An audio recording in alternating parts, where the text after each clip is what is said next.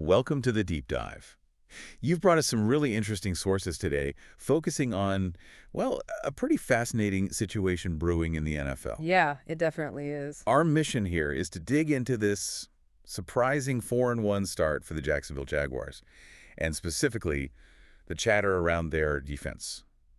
Because the assessments are, well, they're kind of all over the place. Exactly. It's a classic case, really. You've got this external view versus the internal standard. Mm-hmm. On one side, they just pulled off this incredible Monday Night Football comeback against the Chiefs, big win, and boom, immediately there's buzz that their DC is like the next big thing in coaching. Instant head coaching candidate buzz. But then, literally the next day, their own head coach, Liam Cohen, comes out with what the sources are calling a blunt assessment of that same defense. It's like pouring ice water on the hype train, isn't it? Totally.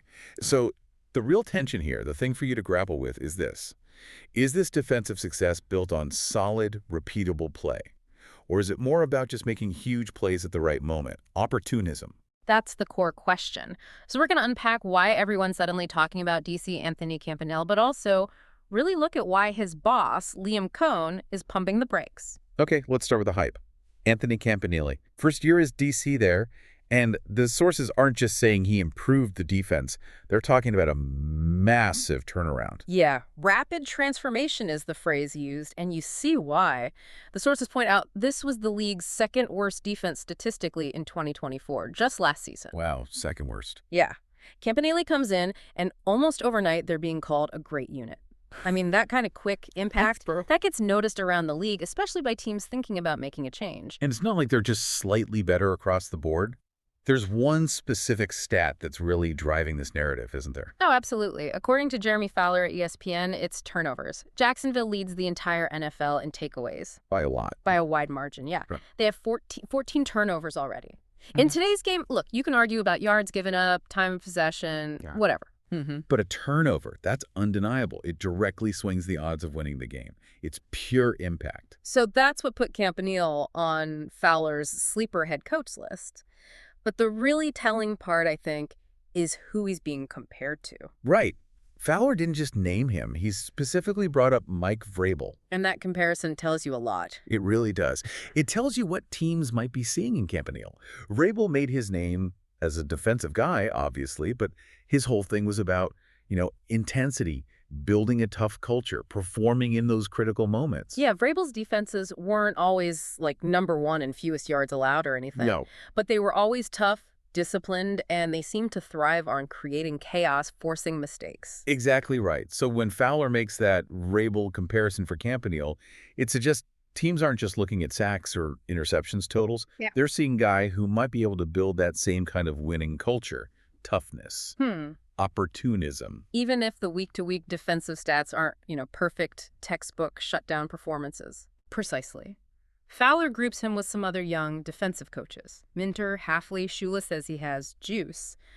But that Vrabel comparison, that elevates him. It frames him as a potential leader in that specific mold. Okay, that paints a very clear picture of the hype, which makes the next part, the contradiction, even more striking. We've got the 14 takeaways, the Vrabel comp, external validation. But then we hear from Liam Cohen, the guy actually running the show day to day. Let's dive into that blunt assessment he gave right after that huge Chiefs win. Yeah, and the timing is just, it's unusual. You win a massive game like that, comeback fashion, against Mahomes. Normally, the coach just talks about heart, grit, finding a way. Like the standard cliches? But Cohen, nope. He went straight to the tape, essentially. Straight to the tactical execution, or lack thereof. He really didn't mince words. Tuesday press conference, and the quote that jumped out from the source was, "I don't think we were great. I do think we were at times effective." That distinction says everything. At times effective. It shows his focus isn't just on the final score, it's on the process. How consistently did they execute? What frustrated him specifically? He pointed out that they let Mahomes get out too many times. Okay, containment issues. Right. And maybe even more telling, he said they didn't affect him maybe as much as we would have liked to going into the plan. So the game plan was likely about pressure and disruption, and Cohen felt they didn't hit that mark consistently enough. Exactly. It signals his defensive philosophy isn't just bend but don't break and hope for a turnover. He wants consistent pressure, consistent containment. And when you look at the box score from that Chiefs game, 476 total yards allowed. That number kind of backs up Cohen's point, doesn't it? It absolutely does. He's looking at that number, even in a win, and thinking about the breakdowns that allowed it. He's looking past the W. He did give some praise, though, right?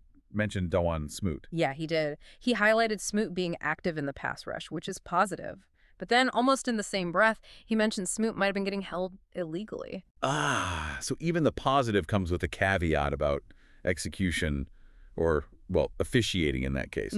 Still focused on the details affecting pressure. Always the details. It shows how high his standard is. But, I mean, come on. They just beat the Chiefs with Mahomes, and they were missing Trayvon Walker, a key piece on that defense.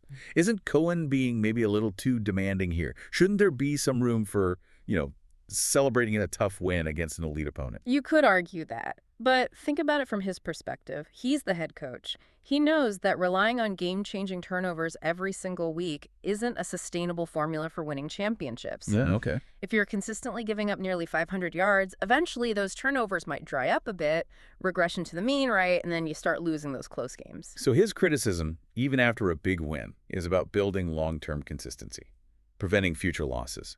I think that's exactly it. He's trying to build a standard where executing the plan consistently matters just as much, if not more, than the final result of any single game. He's saying, great win, but this specific performance isn't good enough to beat everyone else on our schedule. Okay, that makes sense. It brings us neatly to the synthesis part. This is where it gets really valuable for you, the listener. How do we reconcile these two things? Campanile's a hot name because the results are there, but Cohen's saying the process wasn't good enough. And the key is understanding that both things can be true at the same time. They're just focusing on different aspects of performance. Right. Cohen's critique is about the volume, the 476 yards allowed. That's a real number, a potential problem. But Campanile's success story is about the quality, those huge high-leverage plays that completely change the game. Like the turnovers. Exactly. It's volume stats versus quality stats. And the sources give us the perfect illustration. Devin Lloyd's 99-yard pick six. Oh, absolutely perfect example. That one play just encapsulates this whole tension. The defense is on the field, maybe struggling, giving up yards. Bending, exactly. But then, boom, one moment of brilliance. A takeaway that not only stops the opponent, but puts points on the board for your team. It erases a lot of preceding struggles. That's the chaos factor. That's the kind of game-wrecking play that coaches like Vrabel and maybe Campanile try to cultivate. Their units might not pitch shutouts every week. They might give up yards between the 20s, but they maximize their chances to create those moments that just completely flip the game script. So, for you trying to understand this, when you evaluate a defense like this, winning but maybe giving up yardage, you have to ask, what's the underlying philosophy? Is it built for that steady four-quarter suffocation that Cohen seems to want? Or is it designed more to create chaos, force mistakes, and win on those explosive, high-leverage plays, which is what Campanile is delivering right now? And that difference really defines the coach and maybe why Campanile is getting that head coach buzz. His unit is delivering those game-winning moments. They're effective when it matters most. But Cohen's job is to demand they're effective all the time, not just in those clutch moments. He wants consistency so they don't have to rely only on those hero plays. It's a fascinating dynamic, and it really highlights a key question in evaluating coaching talent today, especially defensive minds. What do you value more? The ability to generate those game-changing turnovers, or the ability to consistently execute a scheme and limit yards? Campanile's rising stock maybe suggests the league is currently leaning towards valuing the chaos creator, the high-leverage playmaker. It seems that way, and we get a test right away that the sources mention their next game, Week 6 against Seattle. Yeah, an immediate application. It's a chance to see, okay, was giving up all those yards to Mahomes and the Chiefs just, a factor of the opponent? Or is this turnover-heavy, high-yardage profile who they are? Can they sustain the takeaways? Can they tighten up the yardage allowed? It'll be very telling. So let's recap this for everyone. You've got Anthony Campanile, first-year DC. His defense is leading the league in turnovers by a mile. That explosive result has him suddenly in the head coaching conversation, getting compared to Mike Vrabel. Big hype. Huge hype.